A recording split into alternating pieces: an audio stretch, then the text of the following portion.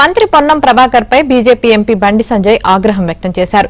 Smart city నిధుల్లో దారి మళ్లిస్తే కేసీఆర్ ను ఎందుకు ప్రశ్నించలేదని బండి సంజయ్ ప్రశ్నించారు. స్మార్ట్ సిటీ నిధుల కోసం మోదీకి లేఖలు రాసిన పొన్నం కేసీఆర్ కు ఎందుకు రాయలేదని నిలదీశారు. ఎంపీలుగా ఉన్నప్పుడు పొన్నం ప్రభాకర్, వినోద్ కుమార్ కరీంనగర్ కు చేసిందేమీ లేదన్నారు. భూదాన్ భూములను వినోద్ కుమార్ కుటుంబ సభ్యులు కబ్జా చేశారని ఆరోపించారు. ప్రజల కోసం తాను జైలుకు వెళ్లినట్లు బండి సంజయ్ గుర్తు చేశారు. డిపాజిట్ రాలే ఆయనకి. నా కరీంనగర్ పోటీ చేస్తే డిపాజిట్ రాలే, నా ఎంపీ పోటీ చేస్తే డిపాజిట్ రాలే. ఓకే, ఇంకో మీద 1,00,000 ఓటుతో మనం గెలుస్తాం. ఇవాళ అందరు కష్టపడి గెలిపించారు. వాళ్ళ బడ్జెట్ ఎప్పుడు శాంక్షన్ అయింది?